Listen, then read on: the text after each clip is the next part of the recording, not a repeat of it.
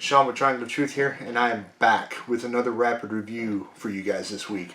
So today I'm here to talk about Black of Heart #1 of a 5-issue miniseries, written by Christopher Charlton, art done by David Hollenbach, and published by Source Point Press.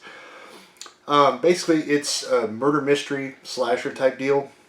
The first issue is actually called The Last Cab in Brooklyn, and it centers around a main character, Detective Harper, who is dealing with a case of a bunch of murders, brutal murders, of women in the area, and they call the killer the Vulture.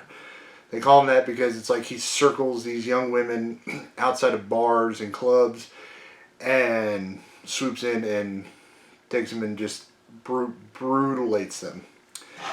The artwork in this book is absolutely amazing, but it's also significant in a lot of ways because the entire book, for the most part, is black and white, with the exception of a taxi there in Brooklyn, New York, and one farmhouse. The significance of that basically meaning that they're highlighting the killer. Everything else is in black and white, but those two things, because it's something that the killer lives at and he drives the cab, they're highlighting this to show you it. I mean, they show Detective Harper driving around the city. Everything's in black and white, except he keeps passing by this one taxi that's always in color.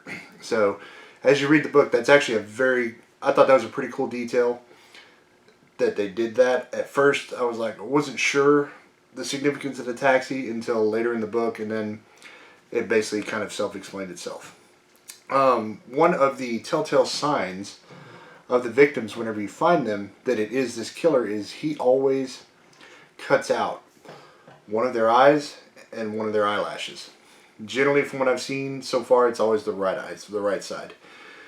And they also have the victims looking like if the Joker used his laughing gas in DC, that's what they look like. You see them, it's the big bright kind of almost half smiling faces with the the smeared lipstick and this and that, just like you would or saw in some of the stuff with the Joker when he used his gas to kill people. They actually show you the killer picking up one of these women in the taxi throughout the book. And you see her get in, she wants to go home, and of course you get that creepy, I'm afraid you're not going home, I'm not heading that direction. And all of a sudden you start seeing her freak out. And she starts laughing. Like, you see the ha ha ha, oh my god, get me out of here, and then the ha ha, and that's where you see the face start to change towards the Joker look. And I thought that was pretty cool.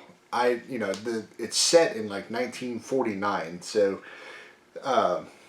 you can imagine this kind of stuff happening because there is a lot of freaky stuff happening in New York. So I thought that the setting of the story being in Brooklyn and in New York around that time, I thought that was an appropriate choice to do everything. And I can flat out say that for me at least, this is like an early favorite of going to be one of my favorite comic series of 2021. I know we're less than a month into the year, but I don't know, man. I was, after a few pages, I was 100% invested in this story. This was a gamble pick. Didn't even know what it was about. We just picked it based on the cover. Figured, why not? It ended up being really cool. I will say this: the detective probably is accidentally stumbled upon who the killer is in the book towards the very last page. I will not spoil it and tell you how, because what would be the fun in that? I want you to read it, and I definitely recommend that you go to your local comic shop. At this point, there's probably at least a couple more of the issues out. I'm probably going to wait for it to finish, go buy them all, or wait for a trade, and then read the whole thing through and come back, and I'm going to give you my final thoughts on the whole story later on down the road. But if you're a big murder mystery, you like these slasher kind of things with these kind of murders, this is the book for you. Not to mention Source Point Press does really well with these kind of things. They do these kind of supernatural, they do these thrillers like this. It's just a lot of what they publish from these writers is amazing. This is actually the first thing I've ever read from Christopher Charlton. So as much as I'm liking this, I'm definitely going to start looking for more of his work. Anyways, that is all I've got for this week, guys. Stay safe, stay healthy. I'll catch you guys next time. Later.